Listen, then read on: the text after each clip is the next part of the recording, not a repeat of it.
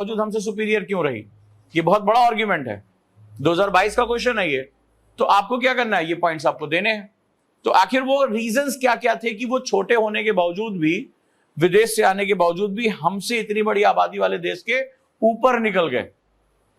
तो इस आर्गुमेंट को देते समय ज्यादातर बच्चे क्या करते हैं, मैं अक्सर एक कोड बोलता हूं, तीतर के दो आगे तीतर और तीतर के दो पीछे तीतर, बताओ कितने तीतर।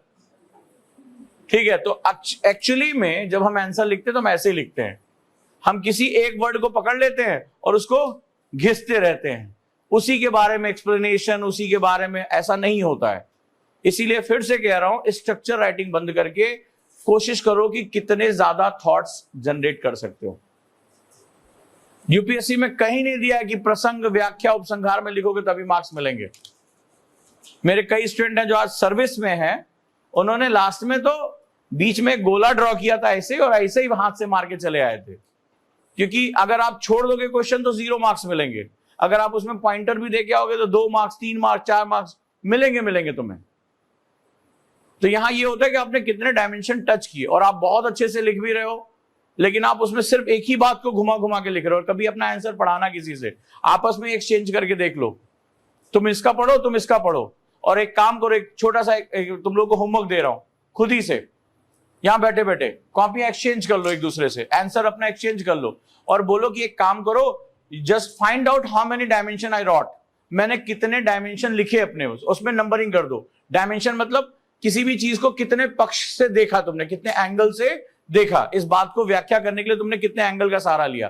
तो तुम अपने किसी ऐसे व्यक्ति को दे दो जिससे तुम्हारी ज्यादा बातचीत ना हो, दोस्ती वाली यारी वाला सिस्टम ना हो, ठीक है, उसको दे दो, और उससे बोलो कि तुम इसमें क्रिटिकली इवैल्यूएट करो, तो वो तुम्हें काउंट करके दे देगा। ऐसे तुम्हारी कॉपी कोई और, उसकी कॉपी कोई और, तो इससे क्या होगा, आप क्रिटिकली इवैल्यूएट कर लोगे, तो वो तुम्हें बता देगा भाई पूरे आंसर में तुमने 2 पॉइंट लिखा है, तुम खुद ही तुम निकाल लोगे। खुद का नहीं देखा जाता, लेकिन दूसरे के तो हमें कमियां निकालना तो गॉड गिफ्ट मिला हुआ है आपको, तो उसको सही तरीके से इस्तेमाल करो। अभी तक हमारी निकाल रहे थे, थोड़ी अपनी भी निकाल लो, ठीक है। तो कम से कम इस तरीके का यूज करो, बहुत अच्छा तरीका है, 5-10 मिनट टाइम निकाला करो, तो तुम्हें पता चल जाएगा कि एक आंसर लिखते समय तुमने वाकई में डायमेंशन यूज किए भी, या तुम केवल एक ही चीज को घिसे जा रहे हो। तो ये जो मेथड है वो आपके माइंड को ओपन करने का तरीका है कि आप इसमें ज्यादा से ज्यादा, और कुछ नहीं करना है, सिर्फ फिल इन द ब्लैंक्स। यानी जो हेडिंग में दे रहा हूं उसके अंदर आप कंटेक्स्ट को लाने की कोशिश करो, चाहे टीचर से पूछो, उसके नोट्स आप पहली बार तो तुम कॉपी खोल के लिखो, मुझे कोई दिक्कत नहीं है इसमें, कॉपी खोल के लिखो तो एटलीस्ट। जो फर्स्ट मैंने दिया इसको 4 बार करना है, इसको 4 बार करना है। तो फर्स्ट वाले में तो तुम कॉपी भी उठाओ, मान लो टीचर ने पढ़ाया है, तुम्हें नहीं याद आया, तुम एक नोट्स में एक जगह लाने की कोशिश करो। मान लो उनके नोट्स में भी नहीं है, तुमसे क्वेश्चन पूछे, इंटरनेट पे सर्च करो, या रेफरेंस बुक यहां रखी हुई है, रेफरेंस बुक्स उठाओ और देखो कि मेरा ये पॉइंट क्यों नहीं पूरा हो रहा है। लेकिन जितने पॉइंट्स मैंने दे दिए वो पूरे होने चाहिए, उसी स्ट्रक्चर में जाना चाहिए। बहुत रिसर्च के साथ है, 8 से 10 किताबें पढ़ोगे, जब उनको जानोगे तब जाकर ये रिसर्च तुम्हें मिलेगी, एक आंसर कैसे लिखना है, उसमें क्या क्या पॉइंट्स होने चाहिए।